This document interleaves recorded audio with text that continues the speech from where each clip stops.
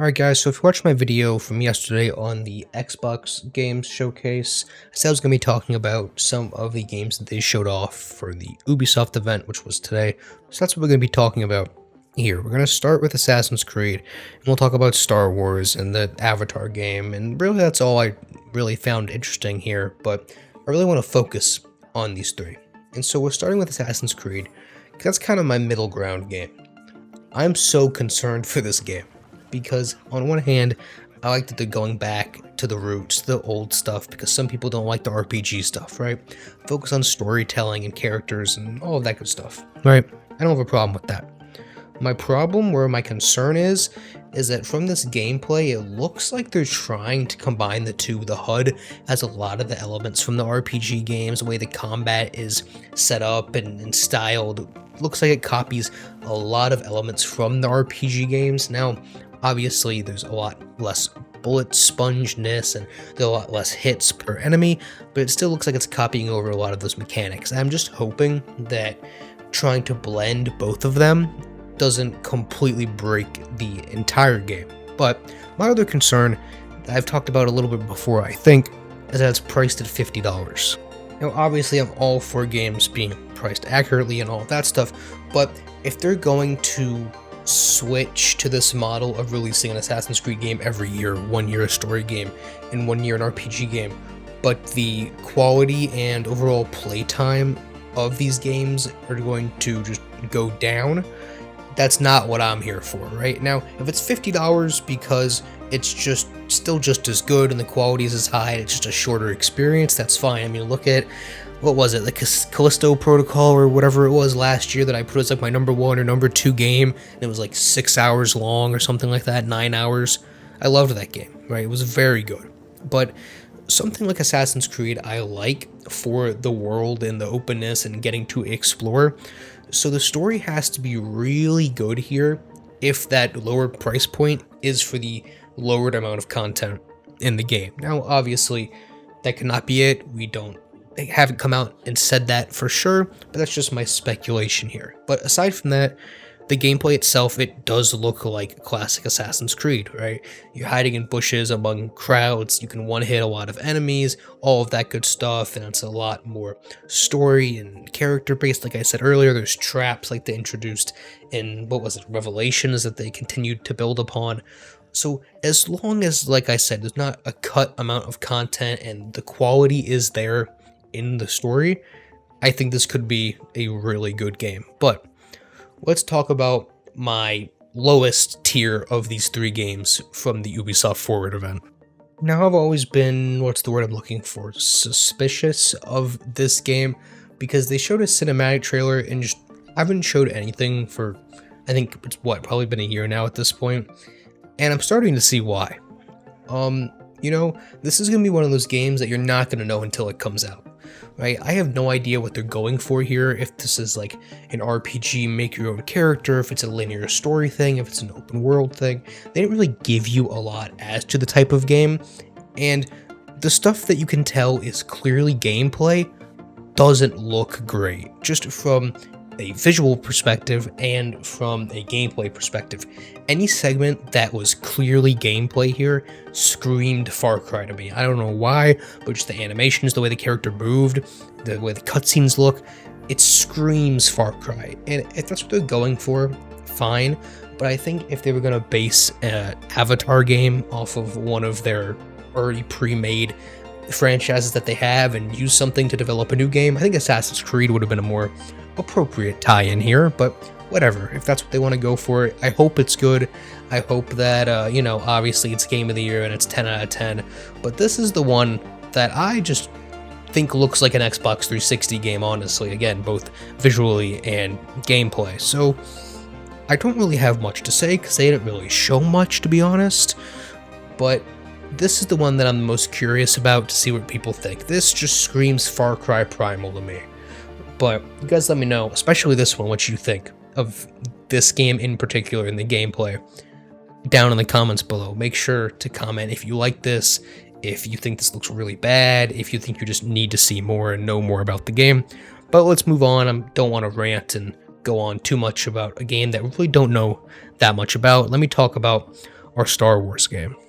Now, while these other two we've had a bit of time to sit on and see other trailers for, the cinematic trailer for this game literally came out like 24 hours ago, right?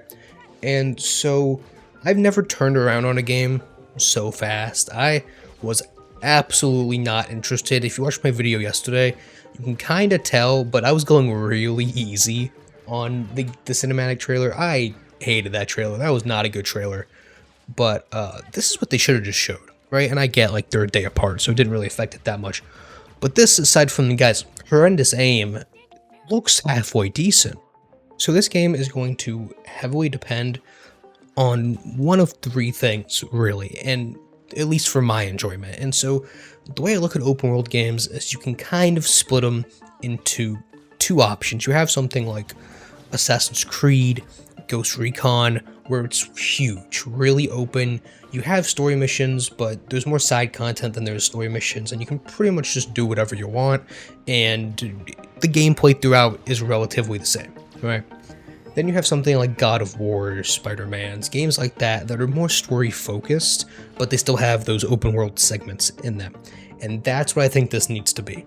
Because, like I talked about yesterday in my Xbox video, the gameplay here, and unless they show something absolutely crazy, isn't anything insane, right? It's blaster gameplay, and I'm sure they're going to have other things, grappling hooks, rocket packs, maybe rocket launchers, you know, your typical shooting type stuff. But for the most part, there's not anything too innovative other than the fact that it's an open world Star Wars game. So they need to focus on the story and connecting those open world areas with that story and keeping you moving. Don't just give a huge open world and say, okay, go do your thing. Because unless I'm completely wrong about what they're going to do with the gameplay, which I don't think I am, that's going to get boring very fast. Now, let's talk about the openness. So later on in the trailer, the main character goes through the ship and ends up taking off and going up into space, jumping through hyperspace after some combat, and going to another system to go to another planet, presumably, right? And so, again, back to that openness, is this story-based, right? For the most part, let's look at something like Jedi Survivor, right? You have, 6 planets that you can explore, but realistically, like 3 of them are open, and pretty much all of your exploration of those planets is tied to your progression in the story.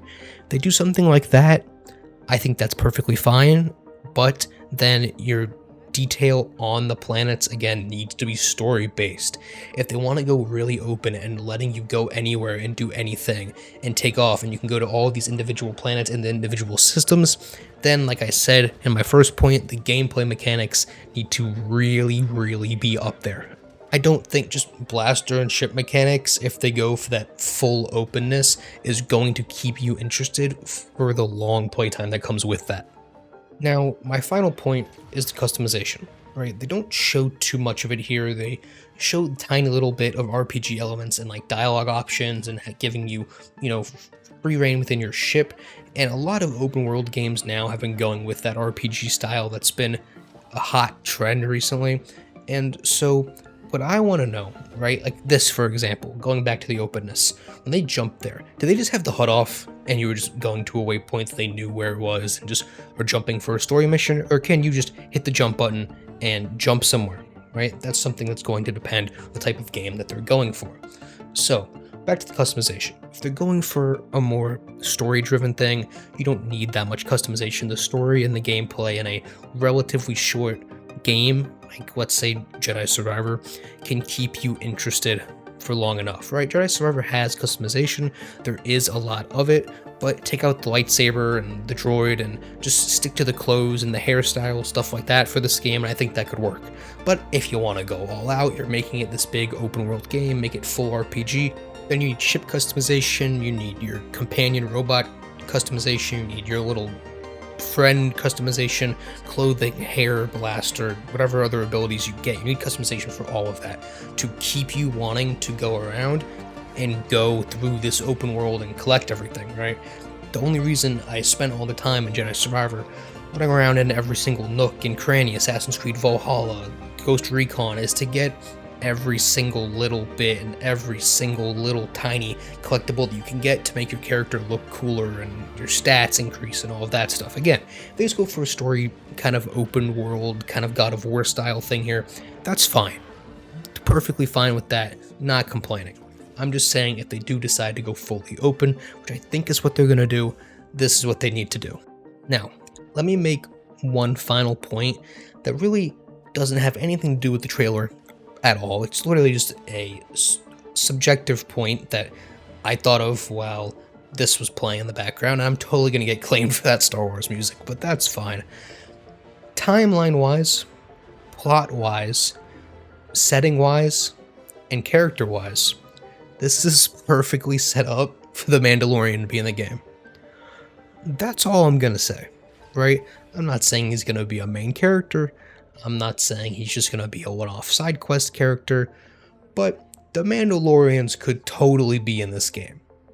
That's where I'm just gonna leave this video, right? With that thought just sitting in the back of the head for you. So if you thought I missed something in the Ubisoft Forward event that needs to be talked about, let me know down in the comments below.